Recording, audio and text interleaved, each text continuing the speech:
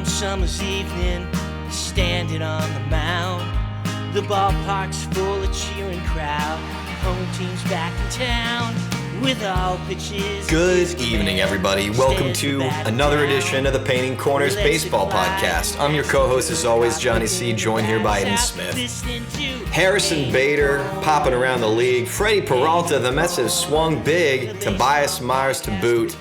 Missing out on Bo Bichette. You can get Luis Robert, bet your bottom dollar. And Yu Darvish is hanging up the cleats. We got a lot to talk about tonight. Aiden, how are you doing this week, man? Doing well, Johnny. I'm loving the Bader signing in the Bay. Bader in the Bay. Wow, that was money. Way to start the evening. What do you like about the Bader signing so much? Well, he levels up the defense for sure. So Jung-hoo Lee doesn't have to play center field anymore. When you have Harrison coming into town on his horse, his white horse. Let's go. Fromber to me is the big piece that they need to land. I'm gonna die on that hill, but I'm still happy to see Bader find a good home, and he's coming off of a career year at 31, a 7.96 OPS. So glove first guy coming off a big year, 3.2 F/WAR. So he'll presumably hit sixth in the lineup behind Lee, who I also like, yes. and in front of Big Bryce Eldridge, the Giants' prized prospect, assuming he breaks out of camp on the big league roster. 796 is nothing to sneeze at. Good for Bader as well. I recall the glory days of the 2022 ALCS. He was the big hot ticket hitting bombs over in Houston, and I was most scared to see him and his mouth guard come to the plate. I think my wife and I were watching those games, and we said to ourselves, I don't like this guy. He's too cocky, chomping on the mouth guard. But boy, was that an aesthetic. And you love to see the defense out there. Real quick pivot to his outfield mate, Jung-hoo Lee. I'm glad you brought that up. I think he's going to balance out that bat. Jung-hoo is not hitting bombs, right? That's not the calling card. But if you go to his Baseball Savant page, what really sticks out, right? He is all the way dialed up on squared up percentage, chase percentage, whiff percentage, K percentage, and expected batting average. That's interesting. Tells me he's a patient hitter who'll see a lot of pitches, extend the life of the order, tucker out the starter, and maybe get on base. Yeah, I mean, Lee's an advanced hitter for sure. He's not going to hit the ball that hard. The hard hit rate, barrel rate are right toward the bottom of the league. The bat speed is the bottom 10% of the league. But he does have good swing decisions. He also doesn't have a lot of holes in his swing. He doesn't chase a lot, but he also doesn't whiff a lot, which is a great recipe for a reasonable K rate. Right. 11.5, 95th percentile. And, I think Lee, if he keeps progressing, is going to be that nice corner outfielder. I mean, he's got the arm strength, so he makes sense in right field. But I see him as kind of a top-of-the-order guy who can get on base. He might not have a ton of power, hit the ball that hard, but he's a really solid overall ball player. He pretty much does everything but hit homers.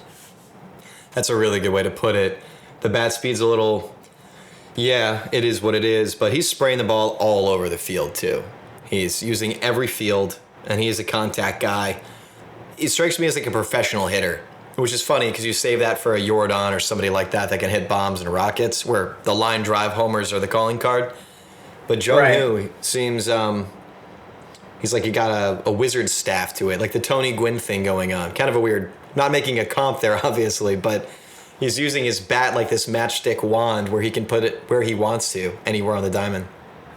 I mean, he did hit a 340 in the KBO, so he might have been Tony Gwynn-esque for the Kiwoom Heroes. But, yeah, I'm not expecting Lee to match Tony Gwynn in the show, but he doesn't need to, really. I mean, if he hits, 280, walks at an 8 to 10% clip, you're getting close to that 350 OBP number. You're a 3-WAR player the way he can play right field. So. And now you're putting together a lineup, as we said with Bader. So the boys by the bay are biding their time, and Bader's back. Not like he was there prior, but hey, it works for the wordplay, and that's all that matters. Bryce Eldridge will be fun to watch, too, how he can lengthen their pop in the lineup as well. Fromber, I'm praying he goes there. We should pivot Mets. It's so exciting last week. But with that, it's do Stearns and Cohen open up the pocketbook and bring in Fromber? Because in for a penny, in for a pound, in for a Peralta, in for a Tobias Myers, in for a on and on we go. Why not? Let's keep going. So they're bringing over Milwaukee's entire starting pitcher rotation. That's a joke. And Luis Robert Jr. as well. It's just like last week on the pod, we are talking about David Stearns needs to play chess or he's playing the wrong game. And if you were playing the right game, you answered, well, I would go get Framber Valdez. He responds by getting Luis Robert out of Chicago and Freddy and Tobias, which is pretty stellar, pretty awesome stuff for Stearns. What are your thoughts on the Mets making moves? Is it enough? Too little, too late? I don't think it's too little. I think these are some really nice moves that change my perspective on the offseason. I still think it's an L to let go of probably your top 3 leaders of the roster. And I'll maintain that. Getting rid of Nimmo, Diaz, and Polar Bear Pete, via trade in Nimmo's case, or letting the other 2 walk. I think Freddie is a really nice move. For one, he's only going to cost $8 million this upcoming season. No way. Yeah. And with the Mets being so deep on the in the red on their tax bill, it's really nice to be able to acquire an affordable starter under team control. So I thought that other small mid-market teams were gonna fight over Freddie because they can actually afford his salary versus, you're not going to see them give Fromber, 2-year, $70 million deal or something like that, right? It's not a deal that, the Miami Marlins will make.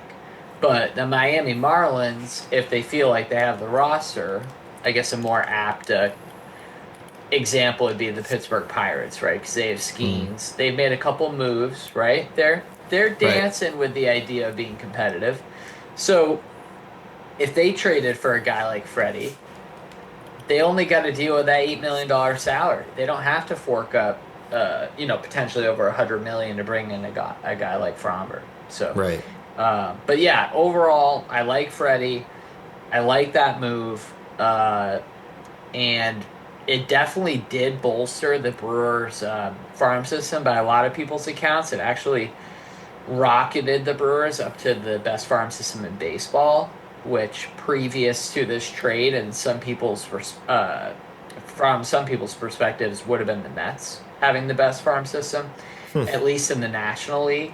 Now they're probably still top 5 in the league, maybe top 10, but not the best anymore after the guys that they had to give up. You're giving up a guy, Sprout, who has the floor of like a 5th starter and has seen some pop on his fastball recently. So wow, he could be a mid-rotation guy for the next 6 years, right? And he's already major league ready. Wow. So yeah, the last thing I'll say is Robert Jr., $20 million. You can pay that. You can pay the taxes. Only having to give up Luis Angel Acuna. That's a reasonable deal to be able to get a guy who could put up a 4 or 5 WAR season. So yeah. What was Sprout's scouting report? How does he profile? What's his best pitch? I think he's kind of a dual fastball guy, and he's one of those guys that has multiple pitches working at the same time. He's also durable. I think he's going to be the kind of guy who shouldn't have a lot of trouble throwing, 150 innings a pop. But he does have pretty solid off speed. So I mean, yeah, I guess it depends on who you ask, but he does have a plus slider, plus changeup. He's got a pretty solid sinker, which is more of like his round ball pitch. But like I said, I mean, I think worst case scenario, assuming he's healthy and he throws strikes, he's a fifth starter. If the fastball plays up and he can throw the slider for strikes, then he could even be number two starter. Wow, that's amazing. Guess what Framber Valdez made last year in arbitration? Can't look. What did Fromber make? Yeah, in arbitration last year. So yeah. That's an ARB 3 salary. 2025. Oh, let me think about it. Man, third year. 15 mil. 18 million. So you get Freddy Peralta for $8 million instead of $18 million. You go to Baseball Savant for Freddy Peralta. Check this out. It's just unbelievable to me that Freddy Peralta may be the unicorn I've been looking for this offseason. The least expensive, highest stat guy available. It's unbelievable if you look at his numbers, and they're only getting better. I mean, his WHIP, he brought it down to 1.08 last year.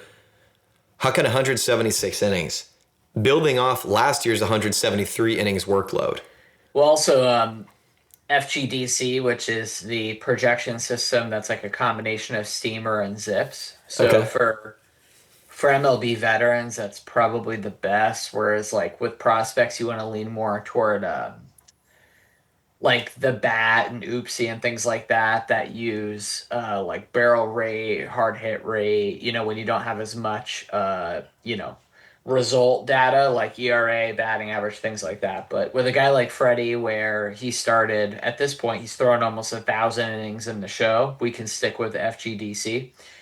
He's projected for a 3.81 ERA, 168 innings, 29 starts, 987 K per 9, 11-9 record, 2.7 F4. Now that's, let's say his 50th percentile outcome, right?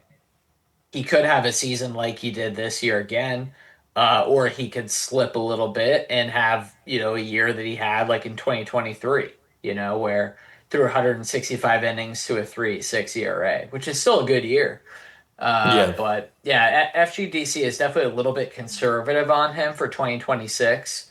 But when you look at his xERA for 2025, it was 3.47. So he's never really fit in that sub 3 ERA category over the last 3 years. He had that run in 21 and 22 when that xERA was around 2.7. But he's a really good pitcher. I mean, he's a frontline starter. So he is. He's a movement guy. Yeah. Being able to rent him for a year is pretty solid. He throws fastballs over 50% of the time, and he's a changeup guy. So yeah, I mean, you get Myers and Peralta. It's a rental, right? For Peralta, just 1 year of him. You give up your two top prospects-ish, two really good ones at least. Yep. And you're parting with two pitchers. I mean, that's a pretty even deal. Like, Stearns is trying to salvage an offseason where you didn't hit on Kyle Tucker. You started off very poorly, selling off the franchise faces or letting them walk, uncontested. You leveled down with Simeon, as we've covered. And now you make a pretty cool move where you get probably the best pitcher available for the cheapest price possible, and get some insurance with Tobias to lengthen out your rotation, which has always been a problem for the Mets. Well, or he's a swingman, which is how he's listed on Fangraphs right now. But you're getting 5 years of control for Tobias. He's only 27. Wow. Tobias some time. The Mets thought to themselves, he keeps those walks in check. Soft contact guy. He throws 6 pitches, which you gotta like. So I do have to like that. Yeah, I told. I was 13 years old. I was in the woods behind my house, and I ran into a witch, and she cursed me, saying, "You have to like guys with many pitches." And I said for a to her, second, I thought you were gonna say you ran into Rasputin in a time portal, but you didn't. "Whoa, the undying counsel of Tsar Nicholas, I believe." Yeah, that's right. You know that's a good movie, Anastasia. I need to revisit that at some point. Like the cartoon. Correct. Yeah. Okay. Correct. Yeah. Yeah, Oh, that's right. Everybody, hey, hot take. Aiden grew up without TV, if you've missed prior episodes. So he's extremely based and did not experience cartoon Disney children's movies. I have seen Anastasia though. Oh my God. Are we doing this? All right, Jose Ramirez, let's give him some love. We love Hammer and Jose. The guard dog extraordinaire. Good for Cleveland, man. Locking him up. Where else is he going to go? You know, chopsticks has never looked so good on someone's back. Number 11, beautiful. Running the bases, tons of pop. You'd think he was a fatso the way he's hammering the crap out of the ball. He's not, turns out. He's alive, nimble. We're going to run out of words to say quick. But Jose Ramirez is the guy that you want to draft as a safe bet every year in fantasy baseball. Every single year. If you got third or fourth pick. So you know what's funny about Jose is he's 5'8", 190 listed. What? Right? What? Which is like, you know, not the most in shape. Dude, he is... he does not... the eye test is like, says... skinny, tall guy who's amazing at stealing bases and hitting, and then the stat line is like Big Poppy with the hits, and then you read like the height and weight profile, and you're like Fat Jose Altuve. But you know what's funny about him? So yeah, 5'8", 190, but 28.4 feet per second, which is nuts. 78th percentile, and actually. That's faster than Acuna was when Acuna stole 80 bags that year, didn't he? Yeah, something like that. And I would like to see the percentile window shift if it were scaled for height. It was 70 bags. Yeah, my bad. But yeah, he sold 73 bags that year. And I think he was like, I looked it up, he was like 200th in baseball or something with like, you know, his feet per second. Like Acuna was not actually that fast that year. He just knew how to steal bags. It's a big deal. Yeah, Kyle Tucker's like that. You know, you can really steal on relievers because relievers can't hold anybody anymore. It's pretty embarrassing. But yeah, so you know, Jose Ramirez is a legit, you know, 5-tool player. Just brings value in all 5 of those facets and phases of the game. He's also, you know, a leader. He took a pay cut to stay in Cleveland. That's right. You know, he wanted to have the family there and everything. I mean, you can't help but love the guy. I love like team friendly, keep the family together deals. It's just it's great. It's good for baseball. It's good for the heart. You know what it reminds me of? Jose Altuve? Yeah, me too. What's up? It reminds me of how the Red Sox wouldn't add a no trade clause so that Bregman didn't have to worry about moving his kids in the middle of the deal. Did you see Eric Sim, that YouTuber who he's like a baseball guy? He had My Workout with Alex Bregman video just come out. I'm excited to watch that just to see a little up close and personal with the ever stoic Alex Bregman.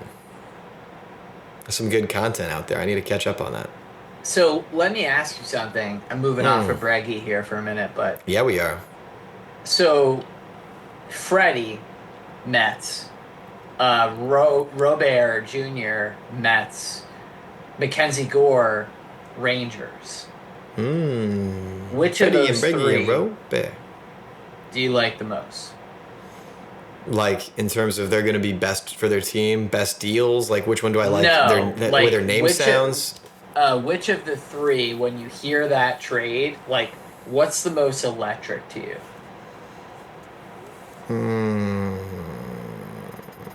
Freddie, Bray, Robert, whom else? Freddy going to the Mets. Oh, Robert. Gore. Got you. Gore. Yeah. How much control did Gore have? That's gonna 2 really years. 2 years. And it was like 5 prospects. That wasn't really electric. Well, that was just like Gore's also that like the sliding scale of ERA, xERA, FIP, xFIP, where like it gets better the further right you go on the Fangraphs page. Like the ERA. That's funny. Yeah, the ERA numbers are kind of ugly. You're like, wait, this guy's a frontline starter, but you keep going left to right. You're like, oh, okay, yeah. I've looked at his page a couple times over the last year, and I always find it funny because everyone's like fawning over this guy, right? And he's had like a 4 ERA, the last couple seasons. So the Cubs got some pitching. They've fixed a little bit of their bullpen. We like that for them. They lost Kyle Tucker for the Cubbies. I'm just kind of doing. I'm working this up here, right? I'm weaving this this yarn. I like the weave, young deal. man, weave. All right, I'm a weaver. I like the Breggy thing. Here's why. You didn't miss out on Kyle Tucker. It just wasn't going to work out with Kyle Tucker when you had that arbitration debate after you first got him from the Stros at the start of last year. That was ugly, and I was like, oh crap, they just gave away 14 years of team control and Hayden Wesneski, Cam Smith, and Isaac Paredes for a 1-year shit rental of Kyle Tucker. Hope he pops off and they win the World Series for them. They didn't, and Tucker had a very bad year for what we expect Kyle Tucker to do. And I think he'll be great, over in Hollywood when he gets to chill out and just be honest Abe, swinging the axe, stoic as ever, nonplussed as Phil Maton, and lanky and long swinged as shoeless Joe Jackson. I don't know what I'm trying to say there, but the thing that's cool about Breggy and this Cubs pivot, it doesn't feel like a last-minute desperation pivot of, hey, we need to get like another expensive ex-Astros player. Bregman brings you the playoff experience, Gold Glove, and he popped off for the Sox as he always did for the Stros, barring a random quad injury midseason or something like that. He's pretty awesome. And when he doesn't overthink his swing, he stops popping out to like the second base side of the infield, and that's awesome. When he does that, he goes off.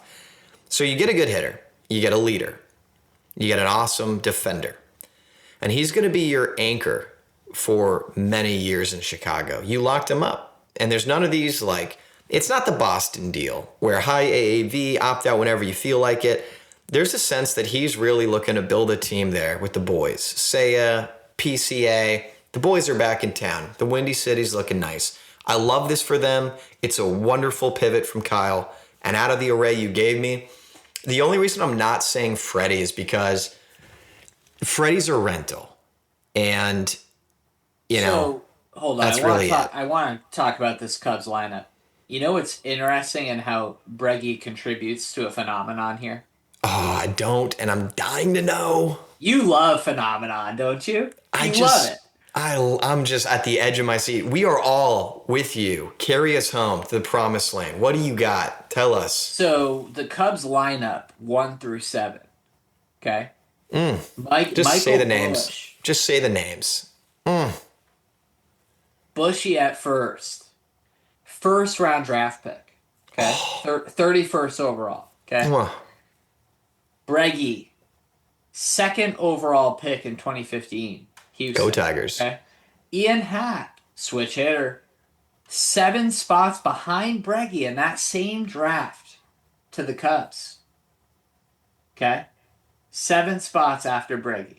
All right. My face right now. Yeah. We're talking 3 first rounders so far. Okay. 4, Seiya Suzuki, who obviously played for the Carp over across the Pacific. Obviously. Then you have PCA, first-round draft pick in the COVID year, 2020, 19th pick of that draft. Nuts. 6, Nico Horner, first-round draft pick, 2018. 7, Dansby Swanson, first overall. Oh my gosh. Again, yes. Going back to the 2015 draft. So we had Dansby 1, Breggy 2, Hap 7. So they have 3 of the 7 guys from that draft. And, Finish us off here. Where does Dansby go to? and then you got Ballesteros, the rookie, and then you got Carson Kelly, second-round draft pick. So you have 6 first-round draft picks in Holy this lineup, dude. 3 of which were all within 7 spots of each other in the same year. You've heard it here first, folks. And unlike a slightly disgruntled career beat reporter peering over his half-moon spectacles at a sheaf of papers prepared for him by ChatGPT and some coffee-bringing intern, you just have Aiden's brain on full display, as in real time he recollects the memories he has photographically consumed over years of ardent baseball study. That's the hot takes we're getting here. It is off the pizza stone that one receives the fresh-baked cinnamon roll, coiled up, drizzled with the glaze of that insight, that incisive insight. Thank you so much from all of us. Yeah, you're welcome, Johnny. It's also off the hearth of roster resource on Fangraphs. Hearth, or herd? I haven't heard of that yet. So let me ask you something. Are we expecting Tyler Austin to have the sauce this year coming back from Japan? 34 years old. Is he going to hit some bombs in Wrigley Field? I didn't hear him in the starting lineup, so is he just going to be your off-the-bench guy?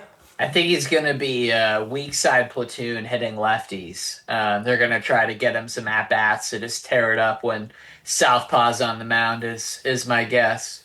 Dude, Tyler Austin is the most like Storm Omaha Beach when the ramp drops face I've ever seen. Bro's 6'2", 220, name is Tyler Austin. And when you get a glance at the PFP, you'll know what I mean. He's a D-Day guy. He's a big D-Day guy, turns out. Fun fact, past life, LCVP gate drops, Higgins boat, another name for it. Shout out the Cajuns for inventing it. Who's storming the beach but Tyler Austin? Straight off the boat from the NPB. That would be quite a back-to-back for 2 lives. Going from Normandy to being a star for the Yokohama Bay Stars. That's pretty solid turnaround, I think it's awesome. You're getting a reward from, from whatever you want to call it, but it's when you're getting respawned, let's say, you're doing well if you become a Bay Star. That's what they always say. You say you become a Bay Star, you become a Cub. That's how it goes. It's the plot line that everyone loves. I'm excited for Austin. I'm excited for the Cubs. They did everything we wanted them to do, right? More time passed for Justin Steele to get a little bit healthier. Well, that's number one. Number 2, they did a little bit for their bullpen and let go of Presley last year.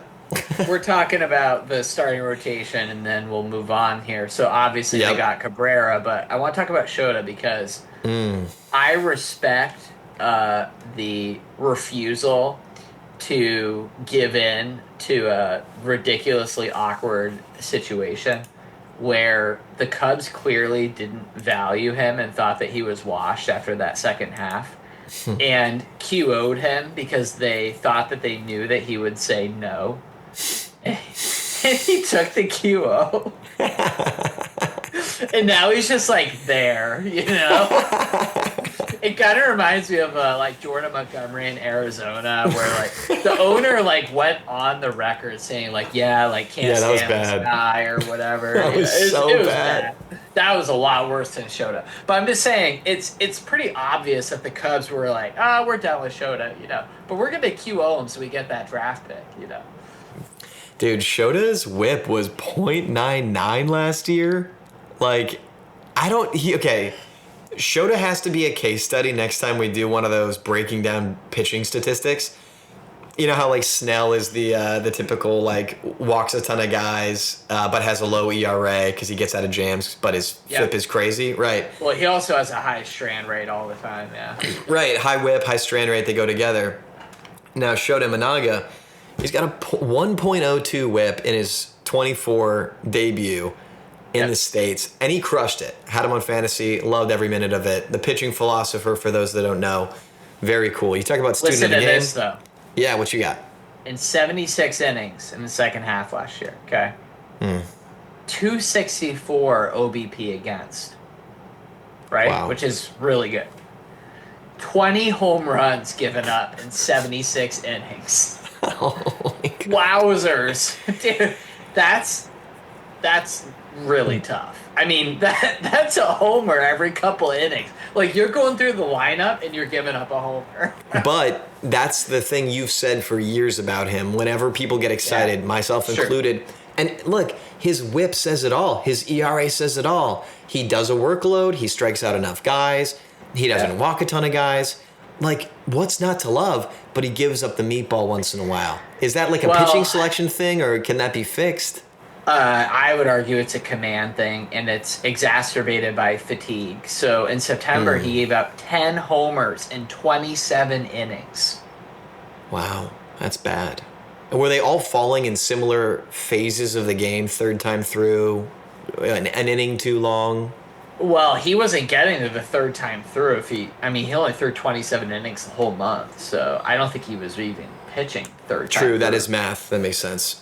A 606 slug against September. Yikes. I like Shota too, but the Cubs looked at that and said, we're good, but we do want this comp pick. And now Shota's going to be coming in like a gangster into spring training, dude. Shades on, Yes, dude. He's going to be undisturbed. He's like... water rolls off rocks, like, I mean, if I was in that locker room with him, though, I would respect that so much. You just roll up like, yeah, I took that. Hey guys, yeah, but not even with a chip on his shoulder. He's so not American. He's going to be like, hey, how's it going? Oh, good to see you. What'd you do this offseason? I was working on my beehives or something cool like that. He seems like a beehive guy. Can you imagine if Shota was a bee guy? He's a bee guy. If he could have any more riz, well, it'd be really great if he gave up less home runs. But also, if he was a bee guy. So less home runs, more bees. To wax poetic a little bit, when he combs through those hitters meticulously with his many-fingered pitches, the honeycomb is dripping with the glaze of the succulent amber, the ambrosia of Mother Nature, from clover, from flower, pollinated by bees. He's buzzing, but he's an A-list pitcher, and we love him. Succulent ambers and all. That's right. That's right. You heard it here first, folks. The succulent ambers, Shota Banaga. What's not to love? Moving on, though, because we absolutely have to. I want to talk. Hold on. I want to talk about Gore for a minute, though. Yeah, what do you think about this? What do you think about this return, Johnny? Man Bear Pig or Mackenzie Gore? Got you. Mackenzie Gore. Not Al. Understood. Mackenzie Gore. Who was the headliner? What's that guy's name? Gavin Fiend. Fiend. Gotcha. I'm a fiend for Fiend. First round draft pick. Sounds like the IRA sergeant or something. Gavin Fiend of Northern Ireland. The 5 players, shortstop. Yeah, that's a lot of. Is Alejandro brother? Brother of who? Rosario for Eddie Rosario? Is that who you're thinking? Is that the Guardians he plays for? Yeah. Yes, thinking of Eddie. Oh, Ahmed Rosario. Is that who you're thinking of? Yes. I don't think so. Yeah, you must be thinking of Ahmed. Well, so Ahmed is from the Dominican. Eddie was from Puerto Rico. Okay. I'm not as familiar with these prospects. I only know that Gavin is the headline deal. What's your thought on this? Alejandro grew up in Miami, so I don't know. I mean, I would assume that none of them are related, but I don't know. Maybe. But yeah, I mean, he's probably the second or third best prospect. By most accounts, people like that Fitzgerald kid a lot. And Baseball America is pretty high on this deal for Washington. Now, remember, they've had other prospects acquired in previously in this offseason. They got Peralta from Boston, Henry Ford from the Seattle Mariners, of course. for Ferrer, the reliever. Right. And now they're picking up, 4 or 5 pieces here in this trade. And I mean, this org looks significantly better than it did, a few months ago when Rizzo was fired. So they pulled an executive from the Boston Red Sox organization. I think it's Paul Taboni, and Taboni's done a pretty nice job of shoring up this farm system for Washington, but they did have to give up arguably their number one asset that they can move right now. Yeah, but like you said, the left side of the stats on Fangraphs, it doesn't feel like a number one asset some of the time. When I saw the deal go through, as a resident AL West enjoyer, I was a little worried. I was like, come on, dude. Like, the Rangers is always going to get some new pitchers, get the top dogs. Mackenzie Gore, though, is like, some days he's hot. When you're hot, you're hot. And when you're not, you're not. And he has a lot of that not in that stat astute line. Yeah. Well, he's got I want you to talk more about that right side of the Fangraphs and break down what you meant with that, because he really is the tale of two cities there. Yeah, so let's work the line here. So 4.17 ERA last year, 4.33 X, 3.74 FIP, 3.78 xFIP, right? What's his previous WHIP's not under dashboard, it's under. Oh, here it is, 1.35. Yikes, dude! Those are all those numbers you just said. Great.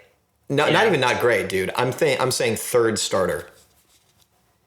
Those are third starter numbers. Like 4.2 is like average for a starter, So, 3.9, 4.17. Yeah, I'd say, number 2 starter because he's young and he misses a lot of bats. He had a 27% K rate last year.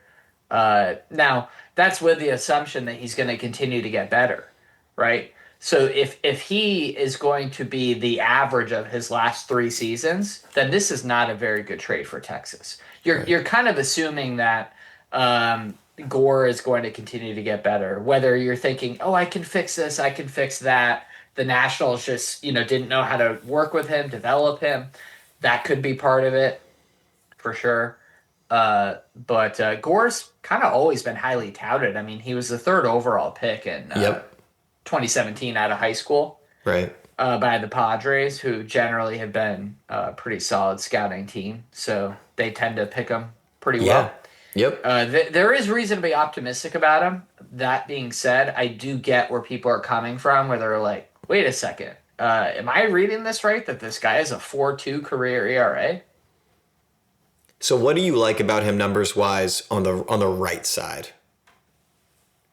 I think you got to like the FIP. So 2024, 3.53 ERA, or 3.53 FIP, 3.74 FIP in 2025. Mm-hmm. So if you consider those numbers to be predictive, which most people do, ERA tends to be regarded more as like a result statistic. FIP is more of an indicator toward true result. Right. So is xERA, but yeah, that FIP is very, very positive. It leaves room for optimism. If he consistently has a 3.5 ERA, he's going to get paid hundreds of millions of dollars if he can show that he can do that consistently and, throw 170, 180 innings a year. The FIP stat from our research at Painting Corners and that piece we did, Whip FIP Hooray, is in a phrase, it's the serenity prayer, right? The things I can control. Yeah. Right, where Sure. the ERA, you could say, tells a story for Gore that, oh, I played on the Nationals and my defense wasn't up to snuff. Whereas the FIP is saying, I did what I needed to do out there. I didn't walk guys and I struck guys out, right? And I didn't give up a ton of bombs. That's the 3 real main knobs you get to twist on FIP. But, pardon, where I have a question as a fan and, humble stat viewer here, why is the whip so high? Like 137, I think you said, or something. yet the FIP is looking good. I guess the lack of home runs allowed and the high Ks are really doing the work in the FIP equation, perhaps. So he gets a lot of whiff and a decent amount of chase. Okay. Not as much in 24, but the walk rate, however, is not very good. So a 9.3 walk rate, 9.3% is lower third percentile in the league. And he also did have a 10.6 barrel rate this past season, which is 14th percentile, so not so hot. Extension rate was 86 percentile, whiff was 80 percentile, K was 80. So the red is whiff K extension, basically, because the stuff is pretty good, but he doesn't have the best control or command, and his off-speed pitches aren't great. I think the breaking stuff is where his value is. The curveball slider tends to be where a lot of his value is stored, which is why we've seen an increased usage in the curveball and slider over the last year or so. And last question for Gore. How much control? Like, how much of a skill is it of his? Is that what you mean? Sorry. How much team control does he have again? 2 years. Okay. So you get 2 years of Gore. And Texas has deep pockets. We know what they did in 2023 when they brought all the boys over. And I think it was 22 or 21 when they got Simeon and Seager over. When they went Seager-Simeon, yeah. Yeah. The expensive $500 million infield. Yeah, they're at they can spend. 218.5 right now for tax payroll for this upcoming season. Yeah, they can spend. Chris Young's running a pretty good ship over there, and they won with Bochy in 23, and I have feelings about that. But good for them. Eovaldi's gonna be heading the rotation. You've talked me into Gore, and I'm glad I asked you about breaking down those numbers. I think two, looking at his youth, looking at the trend. Since 23, Gore's numbers have improved every year. And Eovaldi went over to the Rangers, I think from the Red Sox, and he was decent on the Red Sox, but he really shined on the Rangers. Obviously, in 23, he was like the ace of that whole World Series. But last year, a .85 whip, dude, and a 1.73 ERA when he was healthy. Granted, 130 innings, but it's 2026, baby. If you get 130 innings out of somebody, heck yeah. So I think there might be a good mentor relationship there with Eovaldi. The Rangers clearly have some player development going on. So a lot of things to like for this. But yeah, as a note for the Nats, you are punching well within your weight by getting that many prospects. And as we said with the Seattle trade for Farrar, this is great. Restock the pond. Keep the carp hopping through the water. So I have one last question for you before we wrap up, Johnny. So now that the Nationals have kind of broke down and sold off parts for some of their assets on their major league roster, you got executive switch, you got some coaching changes, right? You're flipping your guys who have demonstrated that they can play at the highest level, whether it be Gore, Jose Ferrer, etc. CJ Abrams, has 3 years left, right? He was at the casino at 3 a.m, right? So, there was a little bit of, punishment for that. And I think there were some frustrations from the team with his maturity, but he is a talented offensive player. He's pretty young. And technically, he plays shortstop, which is valuable. Yep. Do you want to trade for 3 years of CJ? Would you do it? What team would you like him to go to? And, would you have him stand at short, continue to stand at short, or would you move him to second base? 3 of the pieces that come to mind for me for the Nats, James Wood, beautiful. Just like, that's money. That's cash money. Yeah, right you there. can't get rid of James. No, I'm not saying that. I'm just saying. I'm spinning and I'm doing some more weaving here. James Wood is your post, right? Dylan Cruz, what's going to happen to him? Is he going to just wash out? We don't know. Maybe he had some bright spots, but we'll see. Didn't he do some driveline stuff this winter? Did he? Yo, that's exciting shit right I think there. he's a driveline guy now, Oh my God, you just got me hyped, dude. I love when guys go to the driveline, fix it. Driveline, like, I think Reagan's did that. Josh Hader did that. Like, when the boys put in the time and go to school, it is, I love that for Dylan Cruz. That's a cool arc. Pay attention to that thread. So anyway, you got James Wood. You know, Dylan Cruz just went to King Kai's planet in 10x gravity, training with Goku at Driveline. And CJ Abrams, a little problematic, off-field behavior, let's say. We'll see if that impacts his team leadership. I think he's like a high 700s OPS guy. He'll hit you 20 bombs, premium position at short. Love that for CJ. But since you got this big haul, Harry Ford, I think he's nearing MLB ready. He already debuted in the show already. And who are you talking about? Harry Ford. I'm just talking through the prospects right now. They just got in this latest haul. He did technically debut, but he didn't get a chance to. Okay, I know he got like a single or something. I watched a highlight reel of his. Anyway, good for Harry Ford. Shout out Great Britain. But opposite Britain, you've got Gavin, the IRA general. No, Mr. Fiend. Yeah, Mr. Fiend. I'm fiending for Fiend. So I think what I'm working up to in this long phrasing is, I think you sacrifice CJ Abrams for the value he has now in case he because he's been very consistent these past 3 years, hitting around 20 home runs, same OPS, high 700s. With the weird off-field behavior, 3 years of control, premium position, and it seems like he's not getting better really or worse. Why not just trade him right now? Because the other boys aren't quite ready. Where by the time the other boys are quite ready, Cruz comes back from King Kai's planet. James Wood is just a champ. And then you go for it. So Abrams, Gore, Wood, 3 of the 4 pieces that we were talking about here. Gore just got flipped to the Rangers, obviously, but you still have 3 of those guys left. 2 of those 3 were in that Soto trade with McKenzie. So Gore, Abrams, Wood were all acquired for Juan Soto. Wow. And the number 1 pitching prospect, Yarlin Susana, for the Nationals. That's right. Was also in that trade. No way, dude. Oh, yeah. What a haul, man. And then you had Robert Hassel III, who at the time was a stud. So he's what been happened a to little him? bit of Did Hassel fall off? Yeah, Hasselhoff.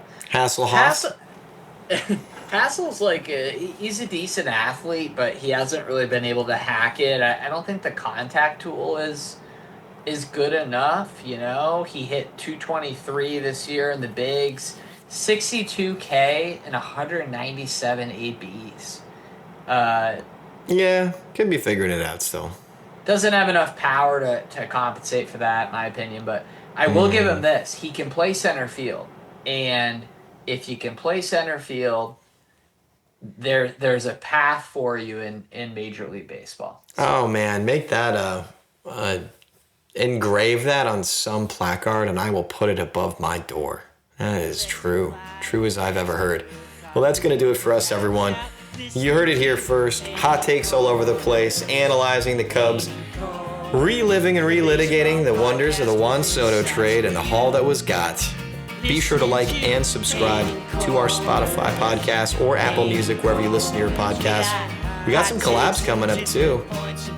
Aiden's been featured on the Glove Actually pod, and got another surprise feature appearance maybe coming at the end of this week. Whoa! And in addition, we've got guest pieces all over the place. If you want to become a guest writer, please reach out to Ryan at painting-corners.com. He'll hook you up and get you plugged in so you can write for any of your favorite teams if you'd like. Aiden and John for another podcast episode, signing off. Listening to